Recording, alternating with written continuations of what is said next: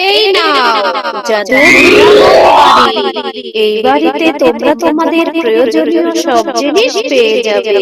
তোমরা যখন যেইটা চাইবে সেইটাই এই বাড়িতে পেয়ে যাবে। মা মিনা, আমি একটু বাজারে যাচ্ছি। তুই বাড়িতেই থাকিস কেমন? আমি যাব আর আসব। মা, আমি যাব তোমার সাথে। আমার যে ঘরের মধ্যে একা একা থাকতে একদম ভালো লাগে না। আমি যাব মা, আমাকে তোমার সাথে নিয়ে যাও না। মারে, বাহিরে কেমন রোদ পড়েছে। তুই বাহিরে গেলে অসুস্থ হয়ে যাবি। তার চেয়ে বরং তুই ঘরের মধ্যেই থাক। তাছাড়া আমার হাতেও তেমন কোনো টাকা পয়সা নেই যে তুই দোকানে গিয়ে কিছু চাইলে তোকে আমি কিনে দিতে পারবো। আমাকে কিছু কিনে দিতে হবে না মা। ঘরের মধ্যে থাকতে আমার একদম ভালো লাগে না। আমাকে তুমি তোমার সাথে নিয়ে চলো না মা। তোমার সাথে গেলে আমার একটু ঘোরাও হয়ে যাবে।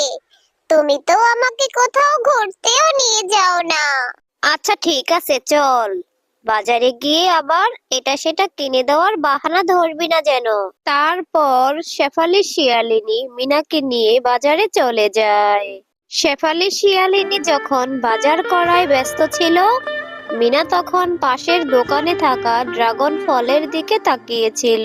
মা, এই যে দেখো, পাশের দোকানের ড্রাগন ফলগুলি দেখতে কত সুন্দর।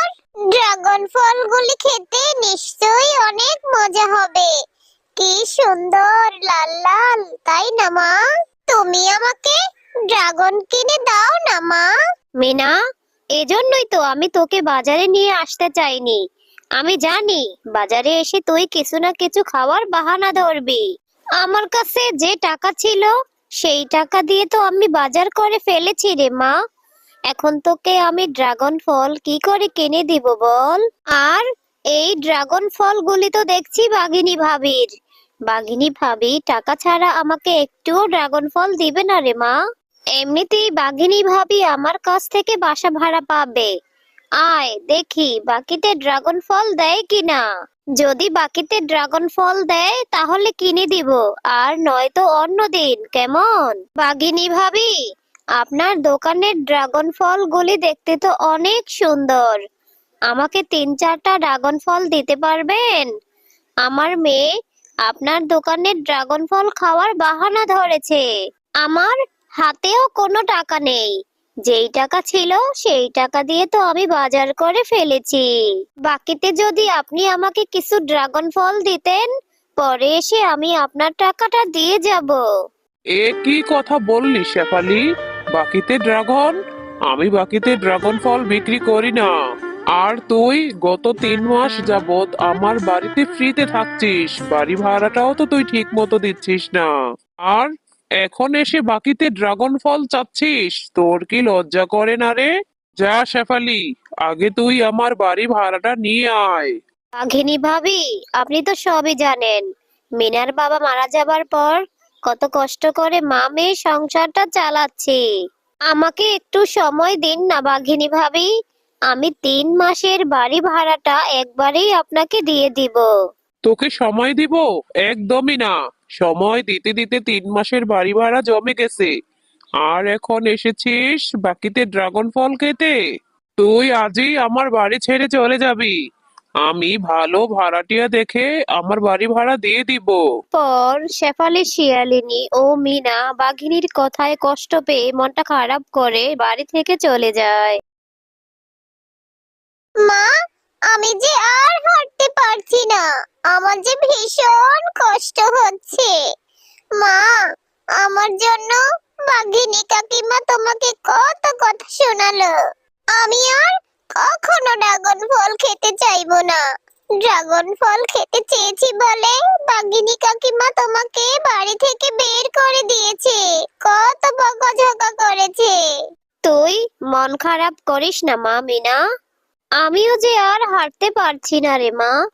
বাঘিনী ভাবি আমাদেরকে বাড়ি থেকে বের করে দিয়েছে কারণ আমি বাঘিনী ভাবির বাড়ি ভাড়াটা দিতে পারি না রে মা। তোর বাবা মারা যাবার পর কত কষ্ট করে 2 বেলা 2 মুঠো খাবার জোগাড় করছি। বাড়ি ভাড়া কোথা থেকে দিব রে মা? আর এখানে আশেপাশে তো কোনো বাড়ি ঘরও দেখতে পাচ্ছি না। তোর অনেক কষ্ট হচ্ছে রে মা। চল মা, আমরা একটু সামনে গিয়ে দেখি কোনো বাড়ি ঘর খুঁজে পাই কিনা। ও মা, আমি যে আর হাঁটতে পারছি না। আমার যে ভীষণ খিদে পেয়েছে। আর একটু ধৈর্য ধর মা, আল্লাহ নিশ্চয়ই আমাদের জন্য একটা ব্যবস্থা করে দিবে। ও মা, দেখো না, গাছে যে একটা ফল ধরে আছে, ড্রাগনের মতো দেখতে। চলো না মা, আমরা ওই ফলটা গিয়ে খাই। নিশ্চয়ই ওই ফলটা খেতে অনেক মিষ্টি ও সুস্বাদু হবে। আমাকে ওই ফলটা ছিঁড়ে দাও না মা। এ কি, লেবু গাছে ড্রাগন ফল ধরেছে? সবই আল্লাহ তাআলার ইচ্ছা।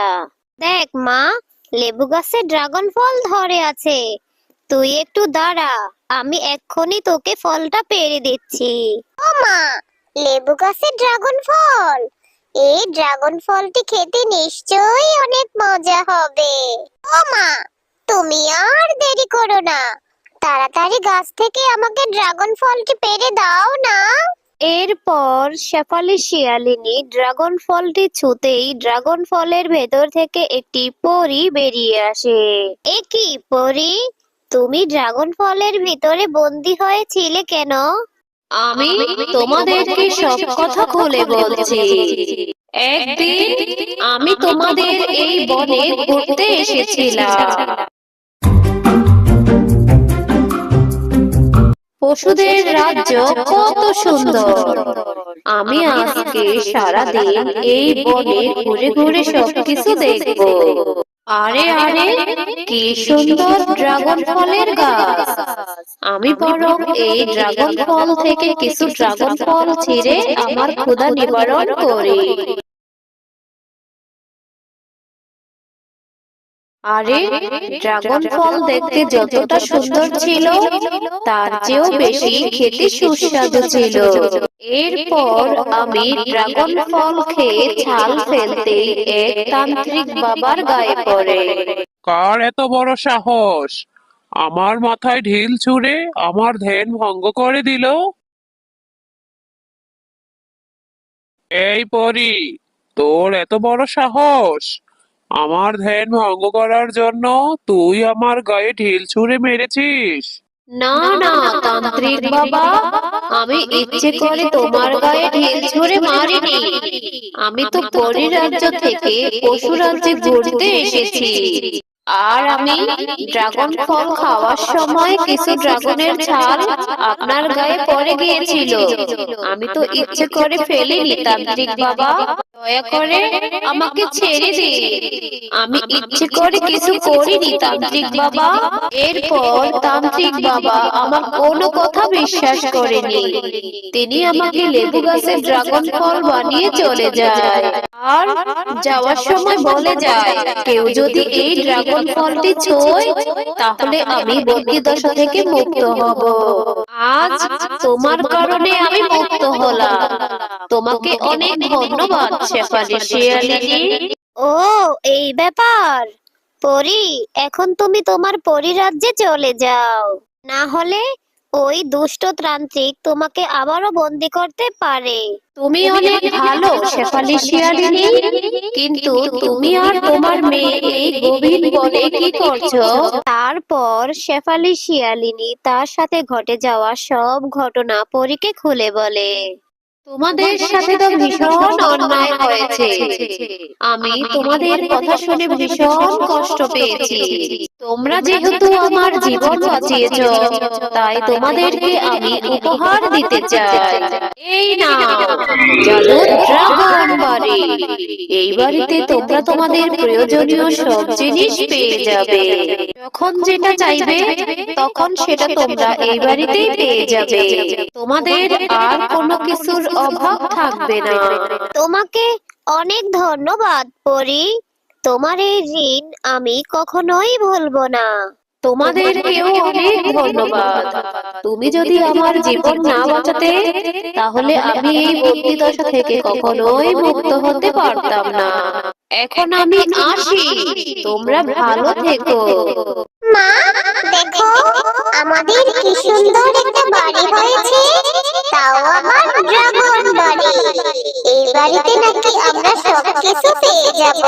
হ্যাঁ রে মা, সৃষ্টিকর্তা এতদিনে মনে হয় আমাদের দিকে মুখ তুলে তাকিয়েছে। যাক, ভালোই হয়েছে। বাঘিনী ভাবি যদি আমাদেরকে বাড়ি থেকে তাড়িয়ে না দিত, তাহলে আমরা এত সুন্দর ড্রাগন বাড়ি পেতাম না রে মা।